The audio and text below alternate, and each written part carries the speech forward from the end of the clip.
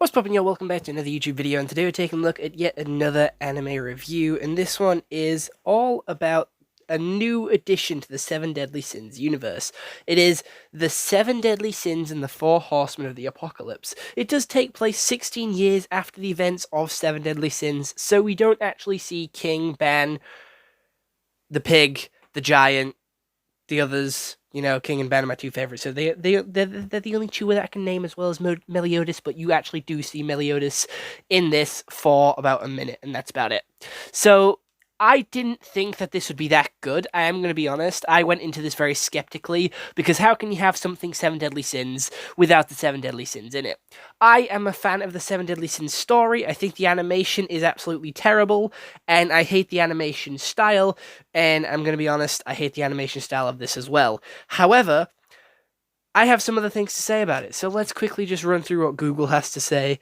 Google says it has a 7 out of 10 on IMDb, and it is, as a prophecy of doom unfolds on the peaceful land of Britannia, a pure-hearted boy sets out on a journey of discovery and revenge. So how this story actually starts is with a green-haired boy whose father is one of the Red Knights, one of the Glory Knights, one of the sort of Redemption Knights, and his granddad is who he lives with, and the Red Knight comes and kills his granddad on his 16th birthday, because that is the day he can go start his adventure, but he doesn't want to leave his granddad all alone on top of this mountain of the finger of God. And guess what? His granddad dies, so he's now alone in the world, so he sets off on a journey down the mountain after having a couple of weeks mourning his father, and he runs into a fox, which completely ignores him and runs away. He then goes to a village and runs into Donnie, which is going to be his friend. And they're traveling performers. Donnie tries to steal from him, but ends up sort of feeling bad about it and helping him out. He comes to face a Black Knight, and he ends up sort of managing to barely escape with his life with a fox and Donnie. They end up on a dragon spine and continue their quest through the forest to the next place that they're supposed to go. I genuinely don't remember the names of these places, but they learn about the prophecy of the Seven Deadly Sins, and they learn about the prophecy of the Four Horsemen on their journey as well. Little does Donnie know is that his uncle actually fought with the Seven Deadly Sins, and we meet his uncle later on. However, continuing on with this journey, we have quite a few sort of hiccups. We meet a new sort of potions master. They have a little kerfuffle with him, and he ends up joining the team. We are now on episode 6, halfway through the fucking show, because there's only 11 episodes, and we finally meet our fourth and final member of the team here, which is, I don't know, another person who wants to be one of the Glory Knights, one of the person who wants to be one of the sort of Knights of the Realm, and they stop his father from sort of destroying all the demons and killing all the humans in the village and using them as a blood sacrifice. And then the last few episodes are them going on a quest and stopping a dragon and just talking to Donnie's uncle. And that's pretty much it. I'm going to be honest, the first 7 episodes are absolute fucking bangers. The last 4 I feel like weren't needed and were just there to continue the story a little bit and make runtime and there as filler. So the story overall, I do think it takes a long time to get the entire band together. As we normally have in anime, it takes so long for the entire team to get together. And in this case, Donnie's my favorite. We had the most time with him, and he's very similar to a couple of other characters that I like. He's a scaredy cat, but he's brave when it counts, and that's all that really matters, and that's all that the green-haired kid really wants from him. I also like the dude in the white suit, who is a chemicals potion master. I think he's an absolute badass. He's a little creepy at times, but that doesn't matter, and that just adds to his character and makes him overall a huge badass, which I fucking adore. He's such a good guy, and I have nothing else to say. He's such a fucking legend. He has saved countless fucking lives in this crew, and he's always been there. And he's got one true friend, which is our main green-haired boy. And the story, it's just good. The story is just good. It's a normal adventure anime set in the Seven Deadly Sins world, which is great. It's always good to get more from the Seven Deadly Sins. However, I do wish this was its own separate anime, because Seven Deadly Sins isn't the Seven Deadly Sins without the Seven Deadly Sins. And I know I've said the Seven Deadly Sins loads of times. I've probably said it 7 times. So the Seven Deadly Sins has been said 7 times. That is a deadly amount of Seven Deadly Sins. And I'm going to be honest, I missed Ben. I missed King. They're my 2 favorites. And there was mention of Meliodas, and he did appear for like a minute, which was good, and it just feeds into the fan service and the nostalgia of the Seven Deadly Sins.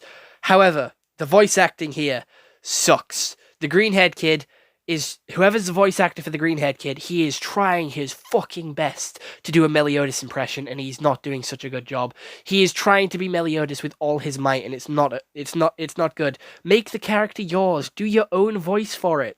Don't try and replicate what has already been done. Make it your own. Stop trying to copy Bryce Papenbrook. I don't think it works, and his voice was draining and annoying. I'm sorry. However, the rest of the characters were alright. I liked how full, like, the mouth felt on the guy in the suit, the potions master. I liked how his mouth felt full. It was such a nice voice, and it's different to all the other sort of anime voices that I've heard before. I've never heard anyone sound like they have a mouth that's, like, full. I don't know, it just felt unique and different, and he fully, made that character his own, and I liked that.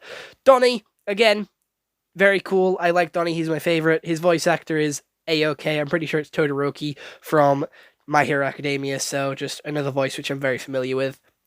The character arcs and the character types, very, very basic. We have Donnie, who's the chicken, the creepy potions master, and the girl who wants to be a hero, wants to be a legend. She's very angry and angsty all the time. Then we also have the main hero, who is gullible, stupid, and always happy, hyper, and upbeat. So it is basically just the generic anime group.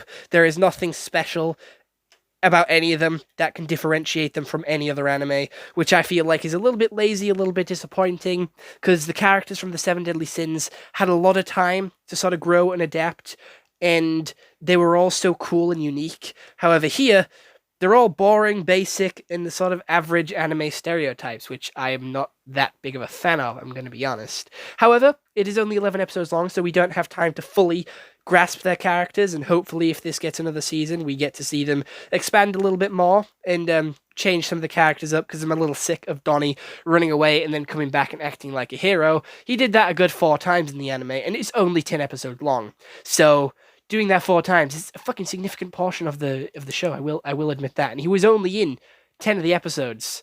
Like, he's in most of them, and he ran away and came back like 4 times. That's way too fucking many. The animation style is the same as the Seven Deadly Sins one, and I think it's ugly as fuck. I do not like the Seven Deadly Sins anime art style. I don't know. It's something about the eyes and the nose which is just so off-putting and gross to me. I don't know, I just don't like it. It's not an appealing animation style, and it doesn't look as good as other animes like Jujutsu Kaisen, Doctor Stone, One Piece, or My Hero Academia. It just looks ugly, and I don't know why. It also feels very cartoon-like, with the constant sort of cartoonification, babyfication, chibi variants of these characters. With our main character, he's constantly turning into like a chibi design, and he's being all goofy and silly, and it really takes away from the story and makes the animation look a lot cheaper and a lot more poorly done, with all these different sort of changes to our main characters and making them all goofy and silly. Normally, it's done really well and with moderation in other animes, like in Jujutsu Kaisen, My Hero Academia, and Demon Slayer. It's all done in moderation, and it actually adds to the scene. However, this is done so many times, it loses all meaning, loses all sort of interest in it, and just makes it look cheap, tacky, and I think it was a way for them to cut corners in animation because it looked easier to animate and easier to draw. So I feel like that's why they constantly did it, and it was every episode. It was every episode, and it was there for like a good 5 minutes per episode. He was in chibi form. So you saw him more in chibi form than in his actual form, I'm going to be honest, and it isn't that good. It is quite upsetting. Again, with it being 11 episodes and only 10 minutes, well, 20 minutes each, yeah. I managed to watch it all in a day. I bashed it out all in one morning, and then I made videos for the rest of the day. So it is an easy to watch anime. You can bash it all out at once. It isn't like mind consuming. It is quite mind numbing, to be fair. It is very boring and basic. However, there is some really cool moments in it, which I do appreciate and do think that you guys will like. But other than that, that's pretty much all my thoughts and opinions. I thought the story was pretty decent. The voice acting was okay for most of them. Animation style is still ugly, and I will never get over it. It is. I'll watch it, but begrudgingly, I will watch it because the animation style is as ugly as it gets with anime. I think it's one of the worst ones, and I know a lot of people complain about it. And that's pretty much it. There isn't much else to say. The characters are badass, and yeah, do expect some Lego customs of them very soon because they are on the way over the next coming days. So, other than that, I hope you all enjoyed. I'll see you all next one. I hope you all have an excellent day, and goodbye. Stay home and stay safe. Again, just one final thing before I go. If you do want me to do any other anime, film, TV show sort of reviews, please do let me know down in the comments below. I'll watch them and I'll try and get them out for you as soon as possible. Do remember, I do plan my videos a good 2 weeks ahead, so if you do say something, don't worry, it is going to be on the way. It will just take a little bit of time, but it is coming, so don't worry about that. But yep, that is it. This is officially the end of the video. This has been your daily scheduled anime review, and I'll see you all tomorrow for the next one. Bye-bye.